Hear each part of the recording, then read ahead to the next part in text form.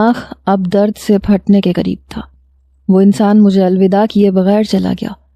یہ 2 سال میں نے جتنی تکلیف میں گزارے تھے یہ صرف میں جانتی تھی اور میرا رب جانتا تھا۔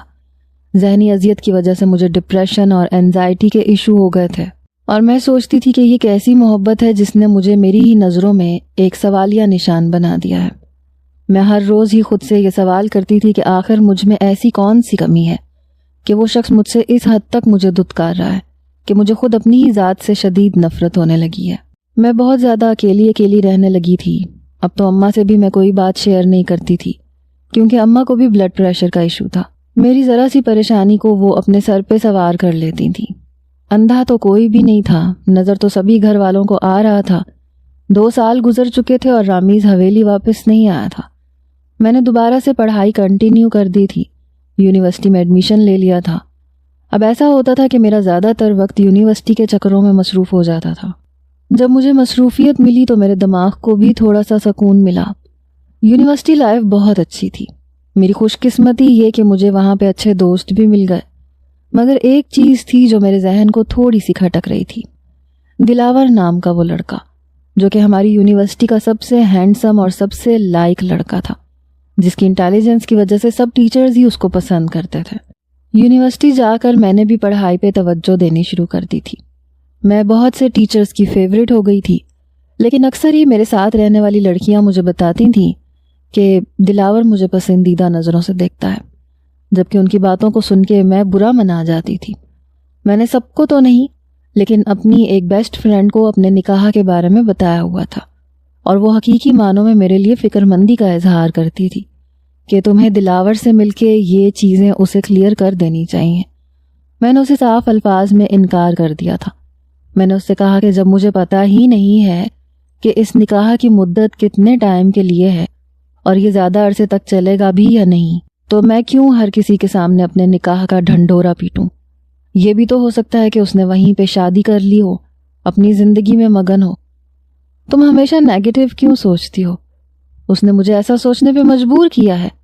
ایک آدمی جو آپ کو چھوڑ کے چلا گیا ہے، 2 سال سے اس نے آپ کی خبر ہی نہیں لی۔ حویلی کے ہر فرد کو وہ الگ الگ کال کرتا ہے، مگر اس نے آپ کا نمبر بلاک کیا ہوا ہے۔ ایسے آدمی سے آپ کیا امید رکھ سکتی ہو؟ دیکھو میری بات سنو، تم نے بھی تو اس کی انا کو ٹھیس پہنچائی تھی۔ بھری محفل میں اس سے نکاح کرنے سے انکار کیا تھا۔ میری دوست نے جب میری غلطی میرے سامنے لا کے رکھی تو میرے دل کو تھوڑا سا عجیب محسوس ہوا۔ ہاں میں جانتی ہوں، کیا تم نے اس کے لیے معافی مانگی ہے؟ میں نے اس سے بے ساختہ نظریں چرائیں، صرف 2 یا 3 بار۔ میں نے سرسری انداز میں اس سے معافی مانگی تھی، اور پھر اس کے بعد میں اس قصے کو بھولنے کی کوشش کرنے لگی تھی۔ شاید اگر میں اس کے قدموں میں گر کر اس سے معافی مانگتی یا پھر اس کی تھوڑی سی منتیں کرتی تو وہ راضی ہو بھی جاتا۔ ابھی تو 2 سال گزرنے کی وجہ سے ہم دونوں میں بہت زیادہ دوریاں آ گئی تھیں۔ میں نے اپنی دوست سے کہا کہ موضوع تبدیل کرو، میں اس بارے میں بات نہیں کرنا چاہتی۔ وہ بھی چپ ہو گئی تھی۔ اس دن موسم بہت خراب تھا، آسمان پہ کالے بادل چھائے ہوئے تھے اور تھوڑی ہی دیر میں تیز بارش ہونے کا امکان تھا۔ میں یونیورسٹی کے برآمدے میں کھڑی تھی۔ میری سہیلی آج چھٹی پہ تھی۔ مجھے وہاں پہ کھڑے ابھی 2 منٹ ہی گزرے تھے کہ مجھے اپنے نام کی پکار سنائی دی۔ پلٹ کے دیکھا تو دلاور خان نگاہیں جھکا کے کھڑا تھا، پاکٹ میں ہاتھ ڈالے وہ زمین کو دیکھ رہا تھا۔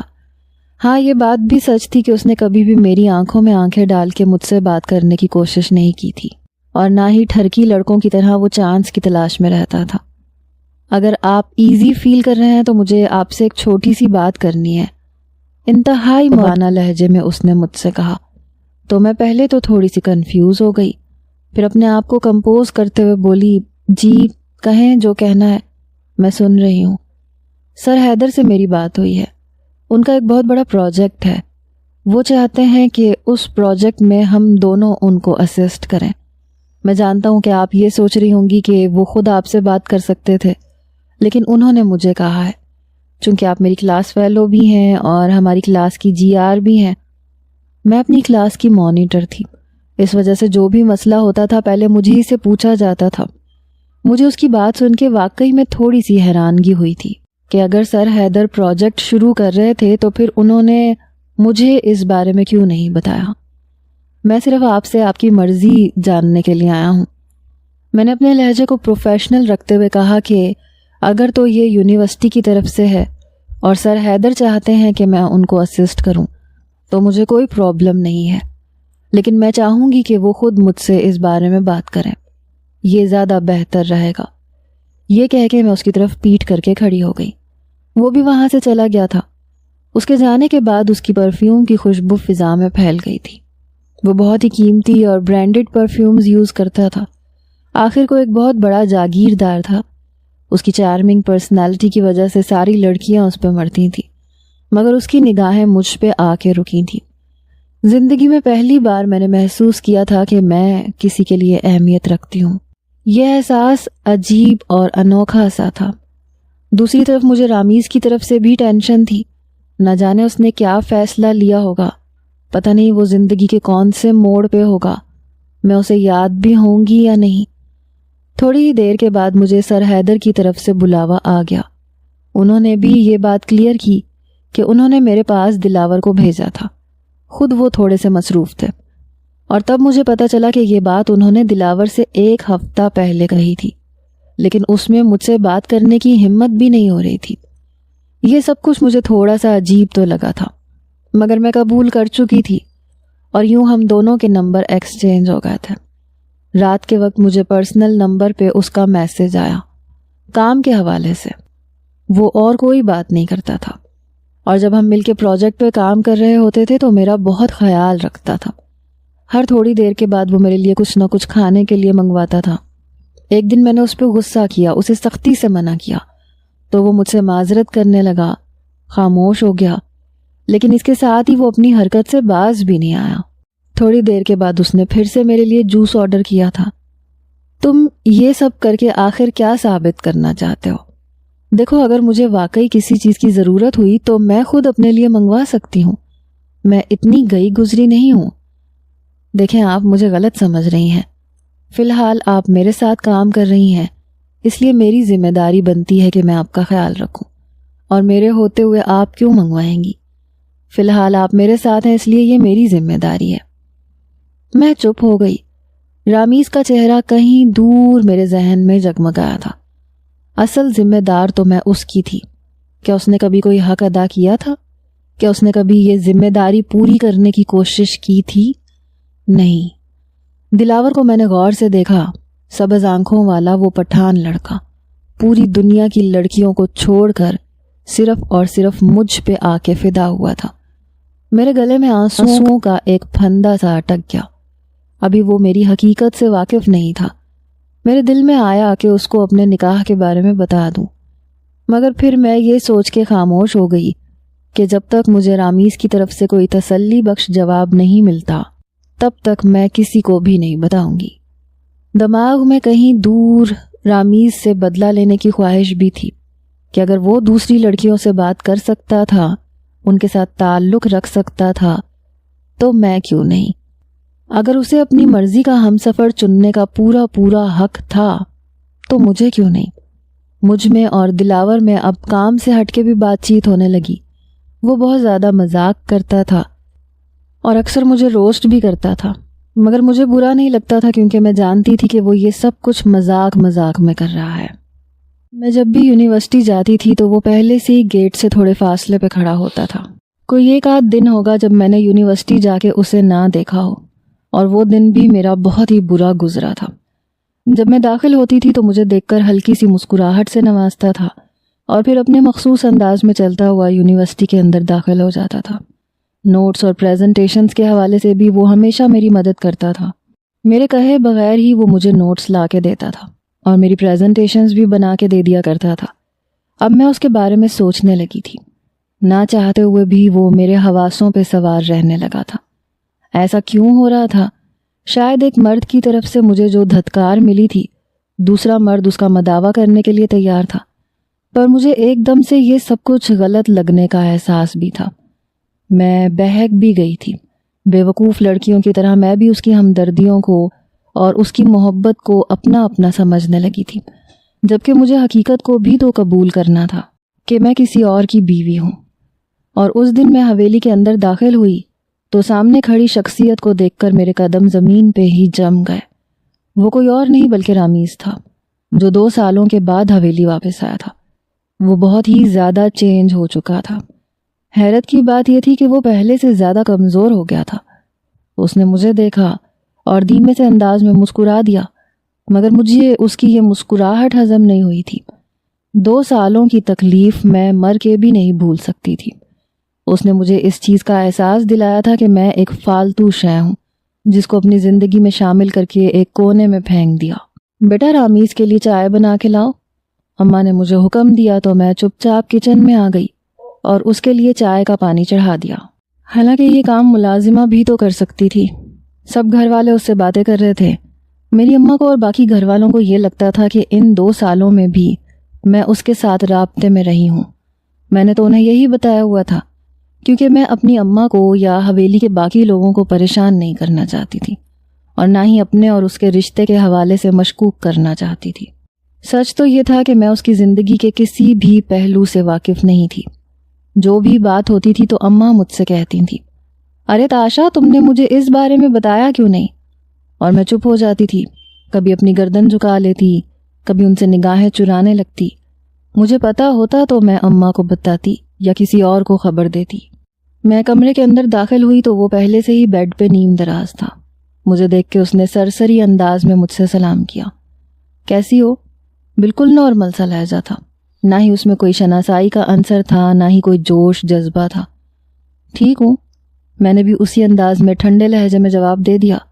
اور یہ سب کچھ میں اس کی غیر موجودگی میں سیکھ گئی تھی کہ جو آپ کی عزت نہ کرتا ہو اس کی بھی عزت نہیں کرتے۔ میں جو سوچ رہی تھی کہ دلاور کے آتے ہی میں ہر چیز کو بھول گئی ہوں، وہ بھی میری غلط فہمی تھی۔ ادھر اپنی پرانی محبت دیکھی اور ادھر دماغ پھر سے ڈگمگانے لگا۔ مگر اس بار میں نے اپنے آپ پہ کنٹرول رکھنا تھا۔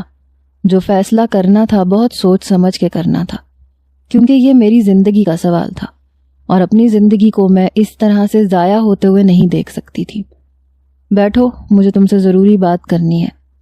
مجھے بھی آپ سے کچھ کہنا ہے۔ میں اس کے سامنے ایک صوفے پہ بیٹھ گئی۔ آپ کی بیوی کیسی ہے؟ وہ حیران رہ گیا۔ کون سی بیوی؟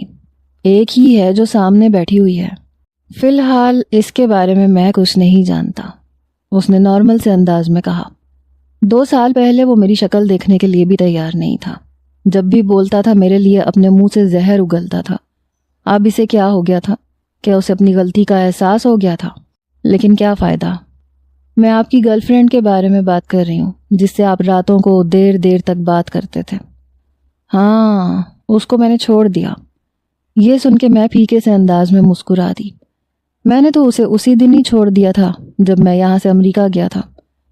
آپ کو لگتا ہے میں آپ کی بات پہ یقین کروں گی؟ میں نے براہ راست اس کی آنکھوں میں دیکھتے ہوئے سوال کیا۔ اور تمہیں لگتا ہے کہ میں تمہیں یقین دلانے کی کوشش کروں گا؟ میں نے نفی میں سر ہلا دیا۔ وہ بھی دھیمے سے مسکرا دیا اور بیڈ گراؤنڈ کے ساتھ ٹیک لگا کے بیٹھ گیا۔ دلاور کون ہے اور اس کے ساتھ تمہارا کیا رشتہ ہے؟ یہ الفاظ نہیں تھے بلکہ بم تھا جو میرے سر کے اوپر آ کے گرا تھا۔ وہ دلاور کے بارے میں کیسے جانتا تھا؟ مجھے ہچکچاتا ہوا دیکھ کر وہ اپنے لہجے کو نارمل بنانے کی کوشش کرتے ہوئے بولا، دیکھو، تمہیں مجھ سے ڈرنے یا گھبرانے کی کوئی ضرورت نہیں ہے۔ جو کچھ بھی تمہارے دل میں ہے تم مجھ سے کھل کے بیان کر سکتی ہو۔ میں دلاور کی کلاس فیلو ہوں، اس سے زیادہ ہم میں کوئی تعلق نہیں ہے۔ میں نے اس سے صاف صاف جھوٹ بولا تھا، حالانکہ ہم دونوں میں بہت اچھی دوستی ہو گئی تھی۔ اس نے کبھی بھی مجھ سے محبت کا اظہار نہیں کیا تھا، لیکن وہ ہر طرح سے میرا خیال رکھتا تھا اور مجھے یوں لگتا تھا کہ بہت جلد وہ مجھے پروپوز کر دے گا۔ اب تو میری وہ امید بھی ختم ہوتی ہوئی نظر آ رہی تھی، کیونکہ رامیز واپس آ چکا تھا۔ اب تم مجھ سے کیا چاہتی ہو؟ ایک بار پھر سے سوال کیا گیا۔ میرا دل کر رہا تھا کہ میں ایک زوردار تھپڑ اس کے چہرے پہ ماروں، جو 2 سال کے لیے غائب ہو کے میری ذات کو میرے لیے سوالیہ نشان بنا کے اب مجھ سے یہ پوچھ رہا تھا کہ میں کیا چاہتی ہوں۔ صاف ظاہر ہو رہا تھا کہ وہ اینڈ پہ سارا ملبہ مجھ پہ گرانا چاہتا ہے۔ میں چاہتی ہوں کہ ہم لوگ کسی ایسے فیصلے پہ راضی ہو جائیں جس میں ہم دونوں کی ہی بھلائی ہو۔ اور تمہاری نظر میں یہ فیصلہ کون سا ہے؟ یہ آپ بہت اچھے طریقے سے جانتے ہیں۔ اگر 2 سال کے لیے آپ مجھے چھوڑ کے جا سکتے ہیں اور ان 2 سالوں میں آپ میری خیریت تک دریافت کرنے کی زحمت نہیں کر سکتے تو مجھے نہیں لگتا کہ ساری زندگی آپ کی میرے بغیر گزارنا کوئی مشکل کام ہے۔ آپ کھل کے اپنی زندگی انجوائے کریں، چاہے کسی کی ذات میں دلچسپی لیں، مجھے کوئی فرق نہیں پڑتا، مگر میں چاہتی ہوں کہ مجھے اس نام نہاد رشتے سے آزاد کر دیں۔ تم یہ بات بہت ہی سوچ سمجھ کے کر رہی ہو، رائٹ؟ اس نے میری آنکھوں میں دیکھتے ہوئے مجھ سے سوال کیا تھا۔ یس، میں نے ایک لفظی جواب دیا تھا۔ Are you sure? یس، میں نے پھر سے ایک لفظی جواب دیا۔ اندر کہیں میرے دل میں کوئی چیز چھن سے ٹوٹی تھی۔ میں اس بارے میں تمہیں سوچ کے جواب دوں گا، فی الحال میں بہت زیادہ تھکا ہوا ہوں، آرام کرنا چاہتا ہوں۔ وہ اپنی آنکھوں پہ بازو رکھ کے لیٹ گیا تھا۔ وہ مجھے تھوڑا سا چینج معلوم ہو رہا تھا۔ خیر، انسان بدل ہی جاتے ہیں، 1 مہینے میں انسان چینج ہو جاتا ہے، تو پھر یہ 2 سال کا وقت تھا۔ میں صوفے پہ لیٹنے ہی لگی تھی کہ میرے کانوں میں اس کی